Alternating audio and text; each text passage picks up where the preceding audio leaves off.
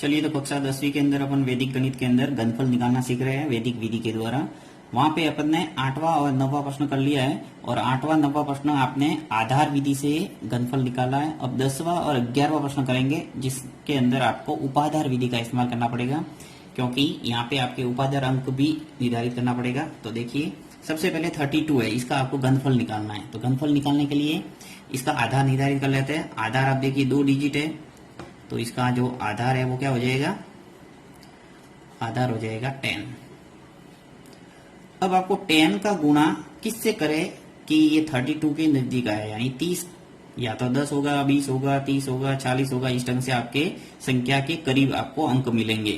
तो यहाँ पे व्यवहारिक है कि ये 30 के पास में संख्या 32, तो यहाँ पे आपको 3 का गुणा 10 से करना पड़ेगा, जिससे आपको 30 मिल जाएंगे। तो यहाँ उपाधार अंक आ जाएगा आपके, उपाधार अंक, उपाधार जो अंक आ गया आपके 3।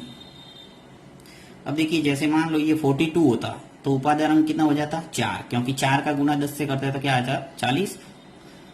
इसी प्रकार 52 होता तो उपाधार अंक 5 हो जाता। तो इस ढंग से आपको ध्यान रखना है। अब मान लो ये 28 होता तो भी मैं 30 के करीब मानता उसको, और उपाधार अंक है वो 3 ही आता। तो इस बात का ध्यान रखना है आपको। तो आधार आ गया, उपाधार अंक आ गया। अब आपको निर्धारित करना है विचलन। तो विचलन कितना हो जाएगा, देखिए 3 का गुणा 10 से करेंगे, 30 आ गया। अब 30 के ऊपर या नीचे देखना है आपको अंक कितने हैं। 30 प्लस 2 करेंगे तो आएगा 32, यानी यहाँ विचलन है वो कितना है, प्लस का 2। यदि 28 होता तो क्या हो जाता, माइनस का 2। अब विचलन आ गया। नेक्स्ट आ जाएगा आपके संख्या। अब संख्या तो आपके पता ही है आपको क्या है, 32। अब सभी आपके आगे जो फॉर्मूले के अंदर रखना होता है अपन को। अब फॉर्मूला लगाते हैं, सूत्र। सूत्र क्या है, देखिए उपाधार विधि से घनफल निकालने का सूत्र है आपके उपाधार अंक। मैं शॉर्ट में लिखूंगा, जगह कम नहीं पड़े। तो उपाधार अंक,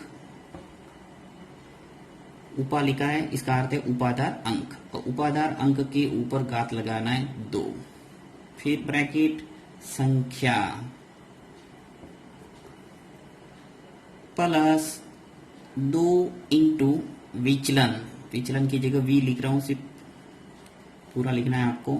फिर लाइन खींचना है उपाधार अंक, उपाधार अंक, फिर इंटू 3, फिर इंटू ब्रैकेट विचलन, और विचलन के ऊपर घात चढ़ाना है 2, फिर स्लैश और विचलन की घात, विचलन की घात 3। तो इस ढंग से आपके पूरा फॉर्मूला हो गया। उपाधार अंक के ऊपर घात चढ़ाना है 2, तो उपाधार अंक कितना आपके पास 3, तो यहाँ लिख देता हूं मैं, 3 के ऊपर घात चढ़ा देते 2, फिर ब्रैकेट संख्या, संख्या है 32, तो यहाँ आ जाएगा 32 प्लस 2 सूत्र का 2 इंटू विचलन कितना आपके 2, ब्रैकेट बंद, स्लैश उपाधार अंक 3 इंटू सूत्र का 3 इंटू विचलन, विचलन है आपके पास 2, 2 के ऊपर घात चढ़ाना है 2, फिर स्लैश विचलन की घात 3, यानी विचलन है आपके 2 और 2 के ऊपर घात आ गई 3। तो इस ढंग से आपके सभी संख्या वो रख ली अपने सूत्र के अंदर।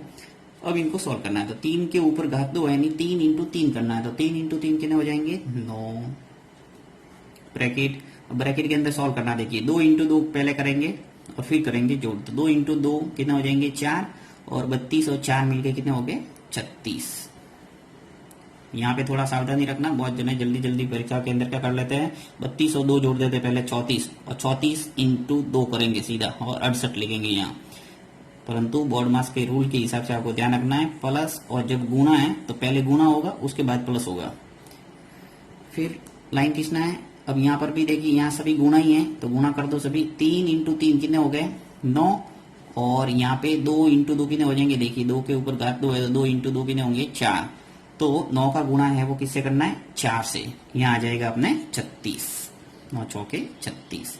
फिर आ जाएगा 2 इंटू 2 इंटू 2, यानी 2 का गुणा 3 बार करना है, तो कितने आ जाएंगे, 8।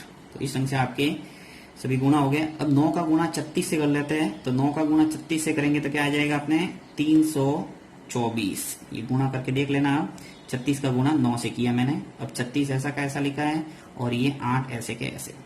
अब आपको देखना है कि आधार के अंदर कितने शून्य है। देखिए आधार में 10 है, यानी यहाँ एक शून्य है, तो एक शून्य है, तो मैंने बताया था आपको जितने शून्य होते हैं उतने आपको इस अंतिम खाने को छोड़ के आगे वाले दोनों खाने में अंक रखना है। अब यदि आधार में एक शून्य है तो एक एक अंक यहाँ रखना है और बाकी अंक पीछे जोड़ने हैं। तो यहाँ पे तो एक अंक ही है, छोड़ो इसको, तो 8 ही है, परंतु यहाँ 36 है तो 6 को तो इधर ही रखना है। ये जो 3 है इसको पकड़ के पीछे जोड़ना है। तो 3 को पीछे जोड़ तो 324 में, तो कितने हो गए 327। 24 और 3 मिलके कितने हो गए 327। अब देखिए यहाँ जितने भी अंक है वो चलता है, आगे जितने अंक है वहाँ आपको देखना है कि कितने अंक है, ज्यादा अंक है तो पीछे वाले में जोड़ना है। तो यहाँ पे सभी अंक है वो नीचे ले लूंगा मैं, तो आपके उत्तर आ जाएगा। तो 3, 2, 7, 6 और 8 इन सभी अंकों को पास पास में लिख लिया और यही आपके क्या हो जाएगा आंसर।